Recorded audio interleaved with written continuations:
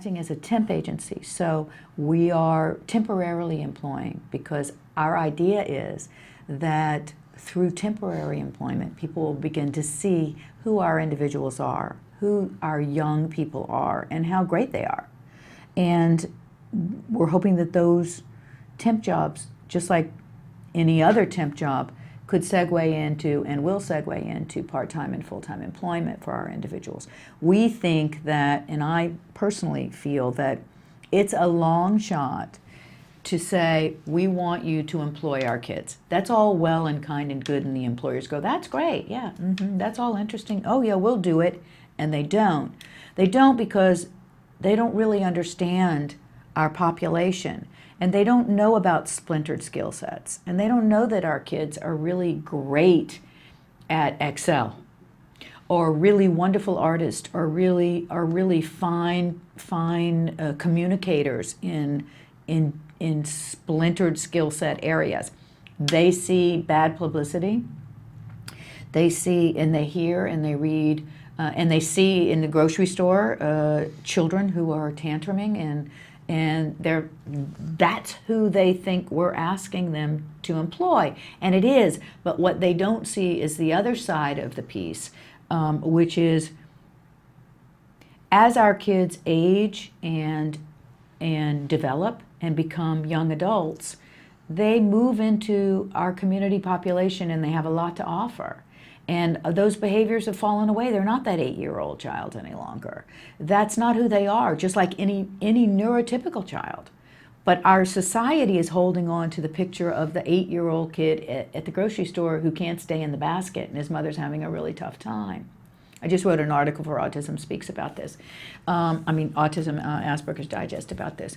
And we have a misconstrued idea of who our youth are.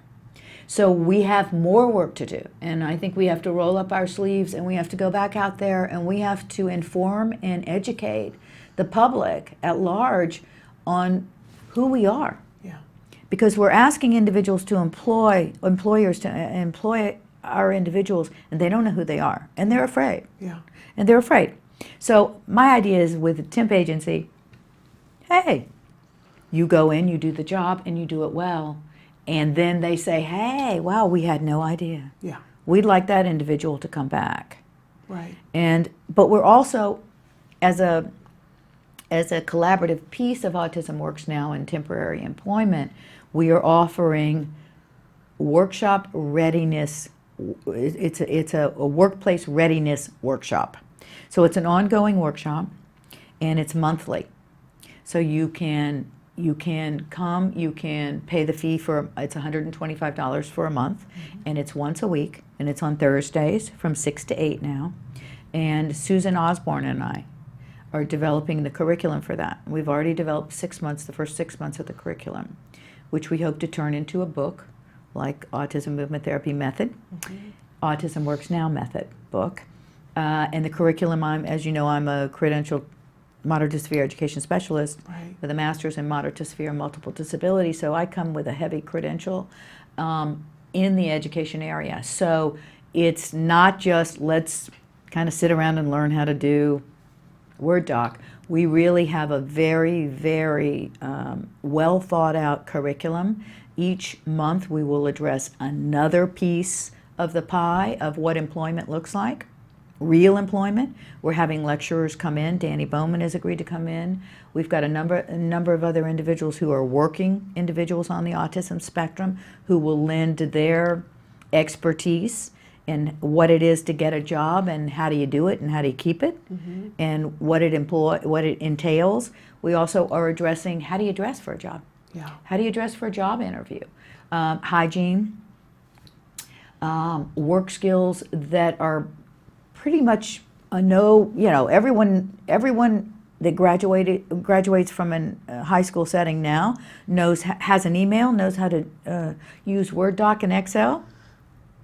Sadly, not our kids. Yeah. Which makes me think, what are we doing in the education system for our kids? But if you can't do those 3 skills, you're not really job ready, because every job now that we know of, you need an email because you need correspondence.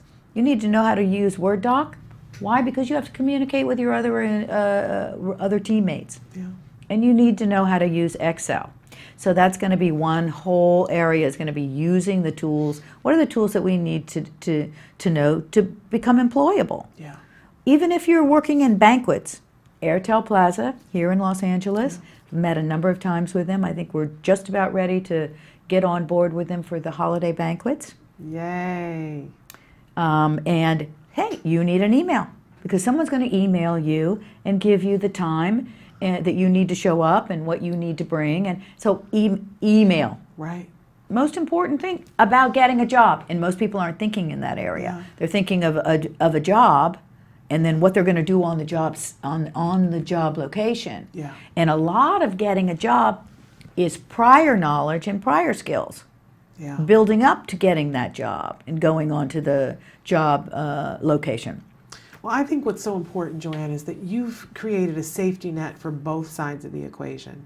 You're giving the skills to the individuals to set them up for success so that they can acquire the job and they can keep the job and they can understand what's being asked of them and deliver it. Because Right. we know they can deliver if they do understand what's being asked of That's them. right. And you've given the safety net for the employer to know that they're going to get somebody who is job ready. And if a hiccup happens, they don't have to descend into fear and I don't know what to do about this.